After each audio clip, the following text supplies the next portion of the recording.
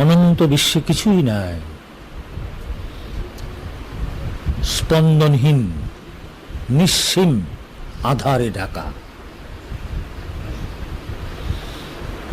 সেই অবস্থাটাকে বলছে মহাকাল, যার আজও নেই কালও নেই, মহাকাল। যখনই সৃষ্টি হলো তখনই সেই মহাকাল থেকে কাল বেরিয়ে এলো। যার আজ আছে কাল আছে, যার জন্ম আছে মৃত্যু আছে, যার কর্ম আছে পরিণাম আছে, যার ধর্ম আছে পরিণতি আছে, তিনি হলেন কাল। তাহলে ক্রিয়মান এই যে কাল, তাকে যিনি পরিচালনা করছেন তিনি কালই। আর এই কালীর যে উৎস তিনি মহাকালী। কালী শক্তিটাই হল আদ্যা শক্তি, বীজ শক্তি,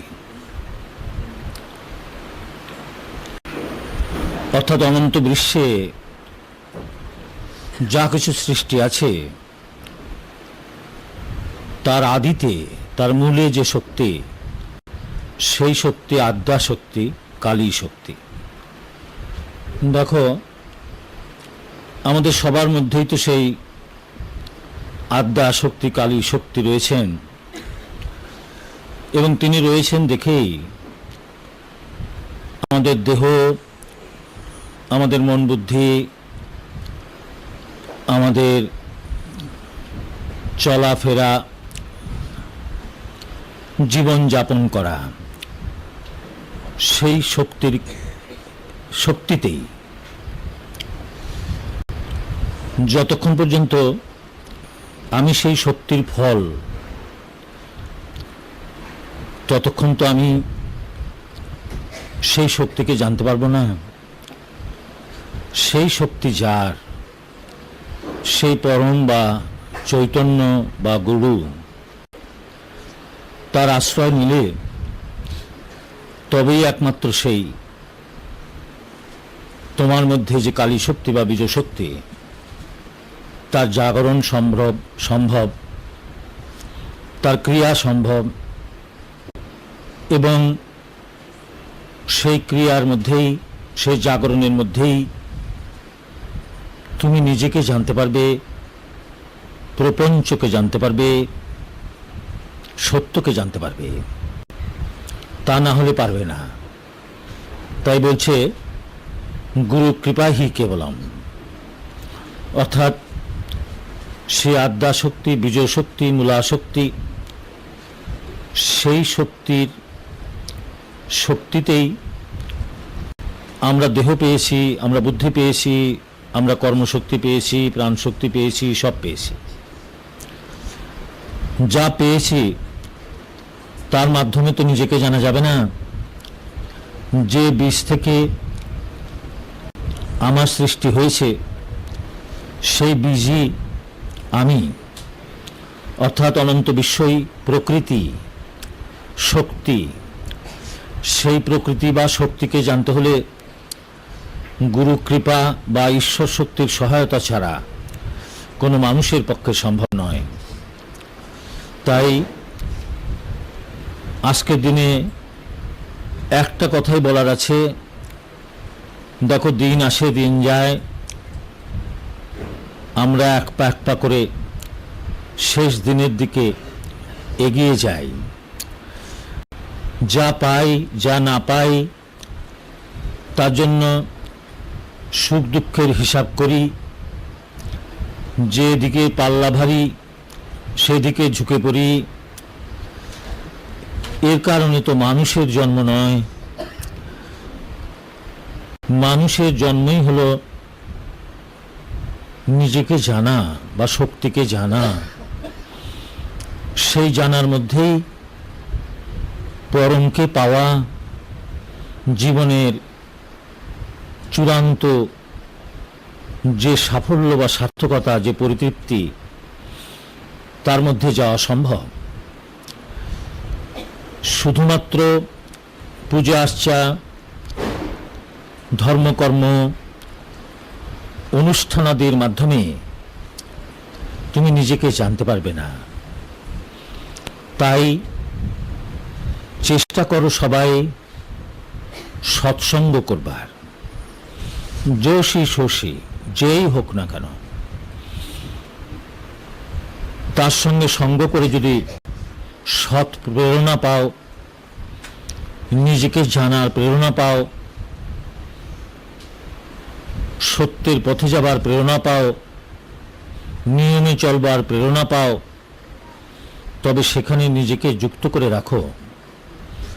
ধীরে ধীরে দেখবে একদিন সেই কালী শক্তি বা আদিশক্তি, আদ্যাশক্তি, তিনি ধীরে ধীরে তোমার মধ্যে সাড়া দিচ্ছে, নাড়া দিচ্ছে। তার সাড়া নাড়াতেই তোমার কায়াতে যা আকার আছে সব ঝরে যাবে। তখন তুমি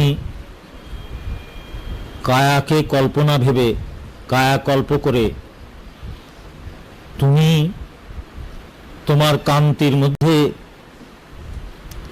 তোমার শান্তির মধ্যে, তোমার নিকেতনে পৌঁছে যেতে পারবা। এর জন্য আলাদা কিছু করতে হবে না, সংসারও ত্যাগ করতে হবে না, কাউকেই ত্যাগ করতে হবে না, তোমার ভোগ তাকেও ত্যাগ করতে হবে না। শুধুমাত্র জগতে একজন সেব্য খুঁজে নাও, যার উপর নির্ভর করতে পারো, যাকে বিশ্বাস করতে পারো, যাকে আশ্রয় করে সত্যের পথে হাঁটতে পারো, তাকে খুঁজে নাও। যে যত তাড়াতাড়ি খুঁজে নিতে পারবে, সে তত তাড়াতাড়ি নিজের ঘরের দিকে এগিয়ে যেতে পারবে। জয় মাধব। দেখো, তোমার যে শক্তি, চারদিকেই তো তার হাত, চারদিকেই তো ছড়িয়ে আছে। কি বলো? আর তোমার দেহের যে লালসা, সে লালসারূপ যে জিহ্বা, তাতে তুমি দাঁতে চেপে রেখেছ। দাঁতে যদি জিহ্বাকে চেপে না রাখতে পারো, তাহলে গভীরে যাবে কি করে, অন্তরে যাবে কি করে? পঞ্চরসের যে উৎস তোমার জিহ্বা, তোমার জিহ্বাই হলো তোমার দেহের মধ্যে সাগর, কোনোদিন শুকাবে না। এক শুকাবে যদি মা জাগেন। কেন শুকাবেন তিনি? তোমার জিহ্বাকে অমৃতের রসে রসবান করবার জন্য। আর শুকাবে কখন? যখন তুমি মরে যাবে। তাহলে মায়া মরে গেলে শুকায়, আর তোমার জড়দেহ যেদিন চলে যাবে, সেদিনও জীবটা শুকিয়ে যাবে। সেই জীবটা বড় অমূল্য। যেমন তেমন ভাবে ব্যবহার করো না, তাকে চেপে ধরে রাখো, তাই তো? বলো। আর কালোর দুটো অর্থ করতে পারো। একটা হলো যে আমি তো মা, আমার থেকেই তো সব সৃষ্টি। যেমন শিব,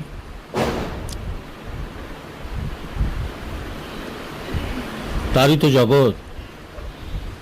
সে যেমন জগতের মঙ্গলের কারণে বিষটা নিজের গলায় ধারণ করলেন।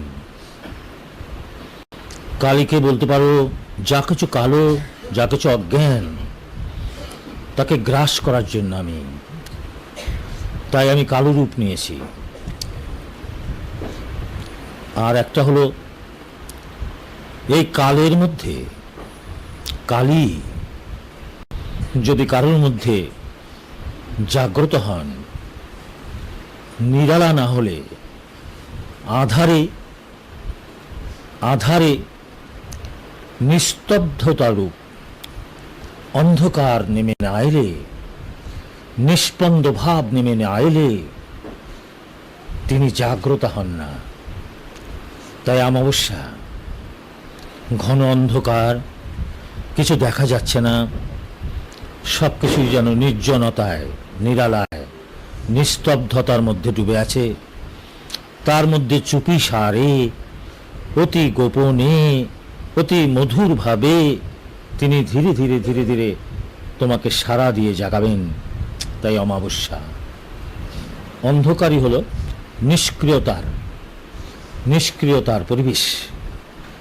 তাই অমাবস্যার নিষ্ক্রিয় পরিবেশে তোমার ইন্দ্রিয়াদি, তোমার মন, তোমার ভোগেচ্ছা, তোমার কামনা, এরা যখন নিষ্ক্রিয় হয়ে যাবে তখনই তিনি ক্রিয়মানা হন।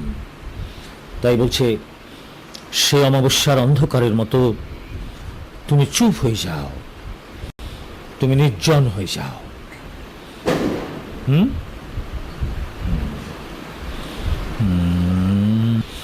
কালীকে তো সে কালের পরিচালিকা,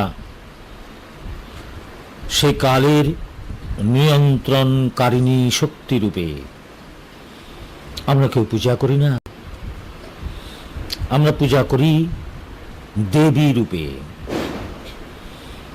তার কাছে আমরা মঙ্গল চাই, অভয় চাই। তিনি বলছেন, কে কে নিবি, কে কি নিবি, আয়। আমার বরাহস্ত সবসময় প্রসারিত। তাহলে আমরা তাকে যদি দেবী ভাবে পূজা করি, তার মঙ্গল হস্ত কামনা করি, দেবেন? কেন দেবেন না? কিন্তু যথার্থ কালী তো তোমার দেবী নন। দেখো, সব থেকে বড় কথা হলো বিশ্বাস জাগানো। সব থেকে বড় কথা হলো আস্থা বা বিশ্বাস জাগানো। সেটা না জাগালে কখনোই তোমার মনের মধ্যে ঈশ্বরের কারণে ইচ্ছা জাগ্রত হবে না। যতক্ষণ পর্যন্ত কোনো মানব দেহের সংস্পর্শে এসে তার মধ্যে ঈশ্বর শক্তি আরোপ করে, বা তিনি যদি তোমাকে কিছু দেখান তার মাধ্যমে, যতক্ষণ পর্যন্ত তোমার তার উপর আস্থা না আসবে, বিশ্বাস না আসবে, ততক্ষণ তোমার মনের মধ্যে ঈশ্বরের কারণে কোনো ইচ্ছা জাগ্রত হবে না। কেমন না? তো বেশ, তো আমরা বছর বছর তো একটা নিয়মের মধ্যে পূজা করি, অঞ্জলি দেই। তো এবার একটা নতুনের পরিবেশে, নতুনের ডাকে যদি নতুন কিছু করি, তাতে ক্ষতি কি? অঞ্জলি একটা হলো বাহির, একটা হলো অন্তর। বাহিরে ইন্দ্রিয়ের বিষয়, অন্তরে ঈশ্বরীয় বিষয়।